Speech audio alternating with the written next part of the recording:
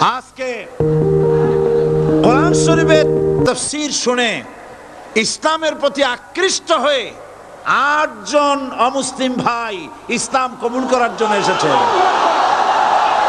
আল্লাহকে তার পরিচয় আল্লাহ তুলে ধরেছেন, ওয়ামা মিন দাব্বাতিন ফিল আরদি ইল্লা আলাল্লাহি রিজকুহা। এই পৃথিবীর ভিতরে এমন কোন বিচরণশীল জীব নাই যার রিস্কের দায়িত্ব আমি আল্লাহ গ্রহণ করি নাই। সুবহানাল্লাহ বলবেন না? রিস্কের দায়িত্ব কার হাতে? আচ্ছা দেখুন তো, পৃথিবীর সমস্ত সরকারের কাছে বিভিন্ন মন্ত্রণালয় আছে না? খাদ্য মন্ত্রণালয় বলে কোনো মন্ত্রণালয় আছে কিনা? আছে। খালি কয় খামু আর খামু। খাদ্য মন্ত্রণালয় আছে, থাকার পরেও মানুষ না খাইয়া মরে, ঠিক কিনা? এবার একটু তাকান তো, জ্ঞানের চক্ষু দিয়া তাকান। ফরেস্ট এরিয়া বাঘ আছে কিনা? নাই। সিংহ আছে কিনা? গন্ডার আছে কিনা? হাতি আছে কিনা? বিশাল বিশাল প্রাণী আছে কিনা? জঙ্গলে ছোট্ট প্রাণী থেকে পোকা থেকে শুরু করে গন্ডার পর্যন্ত, টুনটুনি পাখি দিয়ে শুরু করে ঈগল পাখি পর্যন্ত, নদীর ভিতরে কে দেয় খাবার? এবার দেখেন তো, আপনার দেশের এই জঙ্গলে কত হাতি আছে। হাতিরা মিছিল করে আসছে যে আল্লাহ আমাদের এখন আর খাইতে যেতে দিতে পারে না, বাংলাদেশের গভর্নমেন্ট কিছু দাও। আসছে না, খাইয়া ক্ষুধার জ্বালায় হাতি মরেছে, বাঘ মরেছে, সিংহ মরেছে, এর কোনো দৃষ্টান্ত আছে? ক্ষুধার জ্বালায় আকাশের উড়ন্ত পাখিরা ছটফট করে মারা গেছে, দৃষ্টান্ত আছে? নদীর মাছেরা ক্ষুধার জ্বালায় ভেসে উঠেছে, না খাইয়া মরে গেছে, দৃষ্টান্ত আছে? মহান আল্লাহ রাব্বুল আলামিন, আল্লাহ পাক বলেন সবার খাবার আমি দেই। সকাল বেলায় সমস্ত প্রাণীগুলি, মহাশূন্যে পাখি, পানির ভিতরে মৎস্যরাজি, জঙ্গলের ভিতরে হিংস্র প্রাণী, পোকামাকড় থেকে শুরু করে সবগুলো খালি পেটে সব বেরিয়ে যায়, কারো কোনো খাবারের মজুদ নাই। সন্ধ্যা হতে না হতে সমস্ত প্রাণীগুলির পেট ভরাইয়া আমি আবার যার যার ঘরে ফিরায় দেই। ওয়ামা মিন দাব্বাতিন ফিল আরদি ইল্লা আলাল্লাহি রিজকুহা। সমস্ত প্রাণীর রিজকের দায়িত্ব আমি আল্লাহর হাতে। কে দেয় রিজক? জোরে বলুন, কে দেন? আল্লাহ পাক। কি খাবেন সব আল্লাহ জোগাড় করে দিয়েছেন। তরি তরকারি জোগাড় করেছেন, মাছ জোগাড় করেছেন, চাউল দিয়েছেন, খাবার দিয়েছেন, গোশত দিয়েছেন, সব দিয়ে দিয়েছেন। আল্লাহ রাব্বুল আলামিন সমস্ত জিনিস দিয়ে মানুষকে আল্লাহ পাক তার জন্য আল্লাহ সব করেছেন। খালাকা লাকুম মা ফিল আরদি জামিআ। এই পৃথিবীতে যা তৈরি করেছে সব তোমার জন্য। এ হচ্ছে আমার আল্লাহ। এ হচ্ছে আমার কে? আল্লাহ। সে আল্লাহ পাক বলছেন, আল্লাহর পরিচয়, তিনি স্রষ্টা, তিনি রিজেক দাতা। এবার আইনদাতা কে? আইনদাতা কে? আরো জোরে বলুন। আইনদাতা আল্লাহ হচ্ছে আল্লাহর পরিচয়। ইনিল হুকমু ইল্লা লিল্লাহ আলা লাহুল খালকু ওয়াল আমর। সৃষ্টি যার, আইন চলবে তার। আমার দেশে আল্লাহর আইন চলছে? আমাদের দেশের কল কারখানা, ক্ষেত খামার, অফিস আদালত আল্লাহর আইন অনুযায়ী চলে?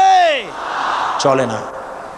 বরং আল্লাহর আইনকে মুছে ফেলার জন্য, নিজেদের আইন সৃষ্টি করার জন্য প্রচেষ্টা চালানো হচ্ছে। আল্লাহর আইন মানুষের জন্য সব থেকে বেশি উপযোগী, কারণ সৃষ্টি করেছেন কে? বলেন, কে করেছেন? আল্লাহ।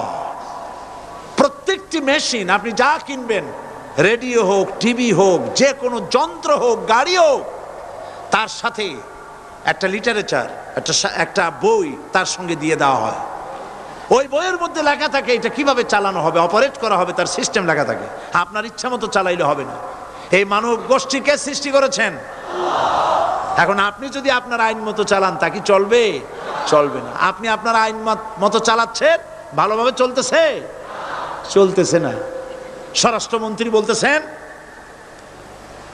সন্ত্রাসীদেরকে মাটির তলা থেকে খুঁজে বের করা হবে, কিন্তু নাকের উপর দিয়া ব্রিফকেস চুরি হয়ে যায়, উনি তা ধরতে পারেন না। এই হলো আইন। অনাবরত খুন হচ্ছে, অনাবরত সন্ত্রাসী তৎপরতা চলছে, আর ওনারা বলছেন আগের থেকে এগুলি চলে আসছে, একজনের খুনের বিচার না হইলে এরকম খুন তো হইতেই থাকবে। তাহলে খুনকে, হত্যাকে, সন্ত্রাসকে সরকার জাস্টিফাইড করছেন। নাউজুবিল্লাহি মিন যালিক। এই জন্য আইন হতে হবে আল্লাহর। আইন হতে হবে কার? চিল্লায় বলেন আল্লাহ পাকের আইন হতে হবে। আমি একদিন পার্লামেন্টে বলেছিলাম, আমার দেশের নেতা নেত্রীরা বারবার হজ করতে যান, উমরা করতে যান, সেখান থেকে আসার সময় কি আনেন? আতর, পাথর, সুরমা আর খুরমা, এই কিছু নিয়ে আসলেন। কিন্তু আমি বলেছি আপনারা কি কিছু চোখে দেখেন না? পার্লামেন্টে এইভাবে বক্তৃতা করেছে, কিছু চোখে দেখেন না? আমি প্রশ্ন করে আমি আবার জবাব দিচ্ছি, আপনারা যারা হজ করতে যান, উমরা করতে যান, হজের কথাই ধরি, এই হজ করতে যখন যান তখন মুজদালিফায় একটা রাত কাটাইতে হয়। সেটা কোন দিন? ইয়াউমে আরাফার পরের দিন। এই মাঠে দালান কোঠা আছে, এখানে বেড়া আছে, শামিয়ানা আছে, পর্দা আছে, তাবু আছে, কিচ্ছু নাই। লক্ষ লক্ষ নারী আর পুরুষ পাশাপাশি শুয়ে থাকে, তাও সুবহানাল্লাহ কইতে ইচ্ছা করে না। সারা রাত জনে জনে পুলিশ পাহারাদার নাই। কিরকম মেয়ে লোক, চাঁদের সৌন্দর্য হার মানায় দিতে পারে, এরকম সুন্দরী, এরকম সুন্দরী নারী, সুদর্শন পুরুষ পাশাপাশি রাস্তার ধারে মরুভূমির ভিতরে সারা রাত কাটাচ্ছে। ইয়াউমে আরাফার পরের রাতটা একটা রাত পুরা। এভাবে চলতেছে বছরের পর বছর, শতাব্দীর পর শতাব্দী, সহস্রাব্দীর পরে সহস্রাব্দী। আমি প্রশ্ন করি, পৃথিবীর ইতিহাসে কেউ কি এমন কথা বলতে পেরেছে, লিখতে পেরেছে যে মুজদালিফার রাতে সেখান থেকে 10টা নারী হাইজ্যাক হয়েছে, 5টা নারী লাঞ্ছিত হয়েছে? বলতে পারবে? পরে আল্লাহর কাছে মোনাজাত করে একা একা হাজার হাজার লাখো পুরুষের ভিতর থেকে আপন ঘরে ফিরে যায়। কারো বাবার হিম্মত নাই, একবার তাকায় সে তো রূপ উপভোগ করার জন্য আবার তাকায়, অথবা তার আঁচল ধরে টান মারে। আছে ইতিহাস? কথা কন না কেন? সুন্দরী একটা মাইয়া মক্কা থেকে মদিনা থেকে পাওয়া যায় না, 15 দিন হয়ে গেছে। হয়েছে কখনো? এবার জবাব দেন, কেন হয় না? কেন হয় না? আমার দেশের মেয়েরা রাস্তা দিয়ে হাঁটতে পারে না। হাই স্কুল মেয়েদের, হাই স্কুল মেয়েদের কলেজ যখন ছুটি হয়, তথাকথিত সোনার ছেলেরা গেটের সামনে এতিমের মতো কাড়ায় থাকে। অনবরত হাইজ্যাক হচ্ছে, ধর্ষণের সেঞ্চুরি হচ্ছে। আর ওখানে হয় না কেন? ওখানে হয় না এই কারণে, এই কোরআনের আইন আল্লাহ রাব্বুল আলামিন যে আইন দিয়েছেন, ওখানে আইন বলবৎ আছে। আছে নাকি? আছে কিনা? কোন পুরুষ কোন নারীকে ধর্ষণ করেছে যদি প্রমাণিত হয়, সে যদি ফাহাদের ছেলে হয় আর ফাহাদের মেয়েও হয়, কোরআনের শাস্তি হলো পাথর মেরে উড়াইয়া দাও। তাকে জানিয়ে দেওয়া হবে রেডিও টিভির মাধ্যমে, জেনাকারের ব্যভিচারীর শাস্তি হবে। চতুর্দিকে হাজারো লোকেরা দাঁড়াবে, হাতে পাথর নিয়ে, পাথর মেরে তাকে তার গোশত হাড্ডি বাতাসের সাথে উড়ায় দেবে। একজন মানুষ আর একজন মানুষকে খুন করলো, এই আসামি ধরা পড়ে গেল, কোরআনের শাস্তি হলো যখন ধরা পড়বে প্রমাণিত হবে যেমন ভাবে হত্যা করেছে ওরেও হত্যা করো। দৃশ্য, এই আইন যদি বাংলাদেশে যদি এই আইন চালু হয়ে যেত, খুনের আসামি ধরা পড়েছে জেনার আসামি, প্রকাশ্য ময়দানে এলো, সাক্ষী প্রমাণে কোর্টে প্রমাণিত হলো সত্যি সে খুনি। এই বিশাল আউটার স্টেডিয়ামের মাঝখানে খুনি কি দাঁড় করাও, চতুর্দিকে হাজারো লাখো মানুষ থাকুক, রেডিও টিভির ক্যামেরা কার্যকর হবে, পত্র পত্রিকার সাংবাদিকরা আসবে, তরবারির এক আঘাতে খুনির কল্লাটা উড়ায় দাও, দেহটা নিঃসাড় হয়ে জমিনে পড়ে যাবে। এই দৃশ্য যারা দেখবে স্বচক্ষে, রেডিওতে, পত্র পত্রিকায়, আর 1 বছরের ভেতরে খুন করার হিম্মত কারো কলিজায় উঠবে? জেনাকারের পাথর মেরে উড়িয়ে দেওয়ার শাস্তি যদি চোখে কেউ দেখে, জেনা করার পুলক আর জাগবে? এটা নাম আল্লাহর আইন। এই আইন কার? এই আইন যতদিন পর্যন্ত বাংলার মানুষের, মুসলমানদের উপরে কার্যকরী না হচ্ছে, এই দেশে কার্যকরী না হবে, ততদিন পর্যন্ত হত্যা, ধর্ষণ, খুন বন্ধ হবে না। বন্ধ হবে। সুতরাং এই আইন হচ্ছে কার? আরো জোরে বলেন, আল্লাহ রাব্বুল আলামিন। মহান আল্লাহ রাব্বুল আলামিনের এই আইন অনুযায়ী যদি দেশ চলে, মানুষ শান্তি পাবে, চুরি বন্ধ হবে, ডাকাতি বন্ধ হবে, জেনা বন্ধ হবে, হত্যা ধর্ষণ বন্ধ হয়ে যাবে। নবীজি এমন একটি আইন চালু করে দিয়ে, কোরআনের বিধান চালু করে দিয়ে এমন একটা সমাজ চালু করেছিলেন, যেই সমাজ সম্পর্কে হুজুর নিজে বলেছেন, খায়রুল কুরুনে কারনি, সর্বশ্রেষ্ঠ যুগ হলো কার যুগ? আমার যুগ। সুবহানাল্লাহ বলেন। রাসূলের যুগ হলো সর্বশ্রেষ্ঠ যুগ। সেই কোরআন, সেই হাদিস আজও আছে না নাই? বলেন জোরে, আজও আছে না নাই? সেই কোরআন এবং সুন্নাহ দিয়ে দেশ শাসন হোক, এটা কি আমরা চাই? কারা কারা চাই? দু হাত উঁচু করে দেখান।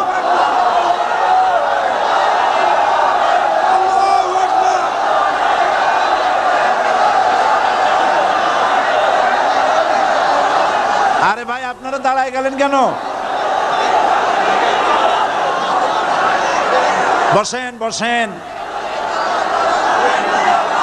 আমি তো একটা স্লোগান দিতে বললাম, হাত দেখতে চাইছি আমি, মাথা দেখতে চাই নাই।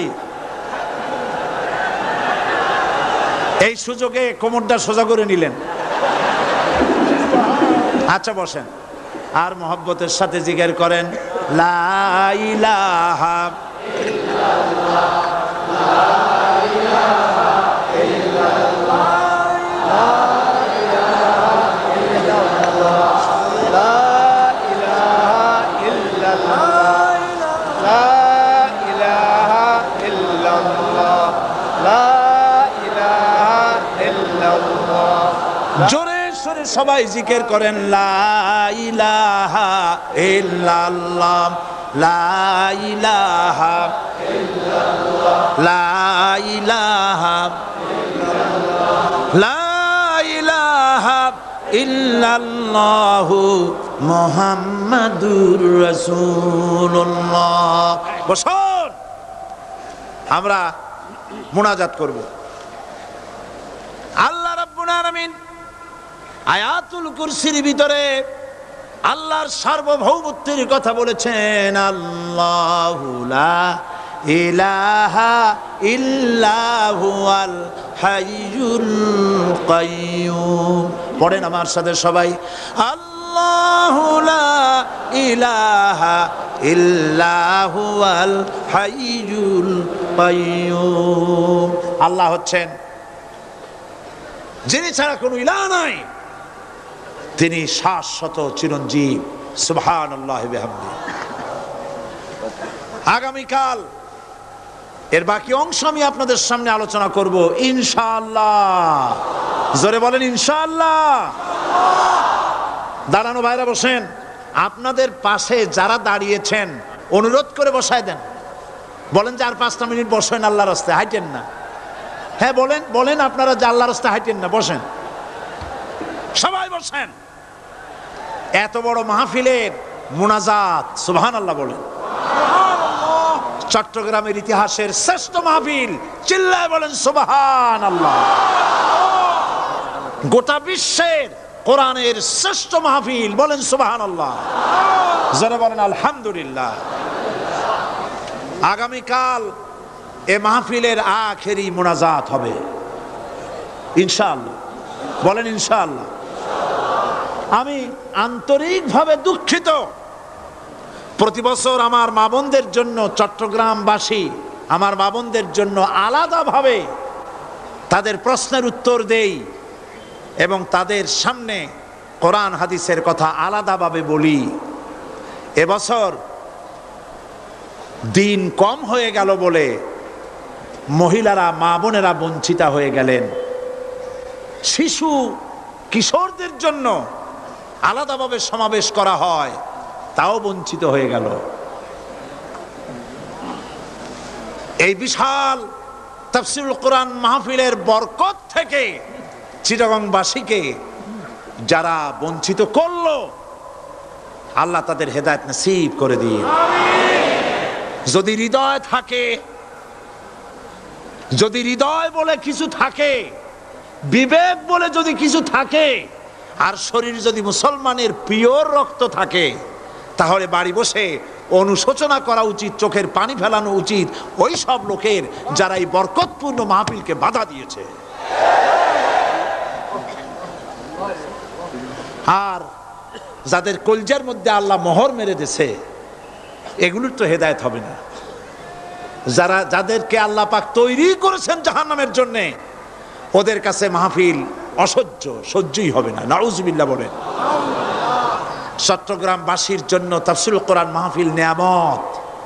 এই নিয়ামত কিয়ামত পর্যন্ত আল্লাহ টিকায় রাখুন, বলি আমিন।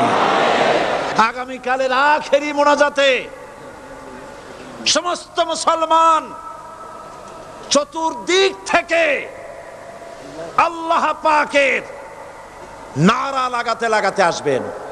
আল্লাহু আকবার, নারায়ে তাকবীর। গোটা চট্টগ্রাম, গোটা চিটাগং শহর আগামীকাল কোরআনের মিছিলের শহর হবে ইনশাআল্লাহ।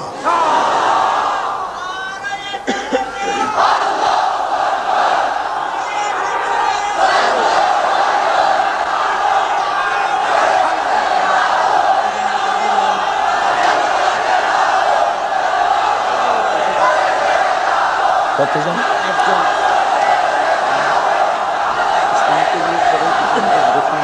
আপনি দেবেন।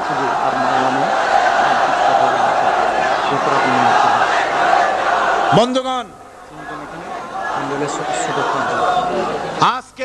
আজকে কোরআন শরীফের তাফসীর শুনে ইসলামের প্রতি আকৃষ্ট হয়ে 8 জন অমুসলিম ভাই ইসলাম কবুল করার জন্য এসেছে।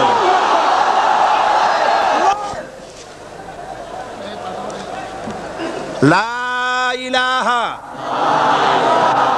ইল্লাল্লাহু মুহাম্মাদুর রাসূলুল্লাহ। আল্লাহ ছাড়া কোনো ইলাহা নাই, মাবুদ নাই। মুহাম্মদ সাল্লাল্লাহু আলাইহি ওয়াসাল্লাম আল্লাহর প্রেরিত রাসূল। আশহাদু আল্লা ইলাহা ইল্লাল্লাহু ওয়াহদাহু লা শারীকা লাহু ওয়া আশহাদু আন্না মুহাম্মাদান আবদুহু ওয়া রাসূলুহু। আমি সাক্ষ্য দিচ্ছি আল্লাহ ছাড়া কোনো ইলাহা নাই, মাবুদ নাই, উপাস্য নাই। তিনি এক, তিনি একক, তার কোনো অংশীদার নাই। আমি আরো সাক্ষ্য দিচ্ছি মুহাম্মদ সাল্লাল্লাহু আলাইহি ওয়াসাল্লাম আল্লাহর বান্দা এবং তার প্রেরিত রাসূল। সকলকে বলো আসসালামু আলাইকুম। আপনারা সবাই জবাব দেন। আজ গতকালের ৭, আজকের ৯। আলহামদুলিল্লাহ, আমাদের এই ভাইরা এখন নিষ্পাপ বেগুনাহ। আমাদের এই নবাগত ইসলামে দীক্ষিত নিষ্পাপ মুসলমানদের সাথে আমি আপনাদের পক্ষ থেকে আলিঙ্গন করছি।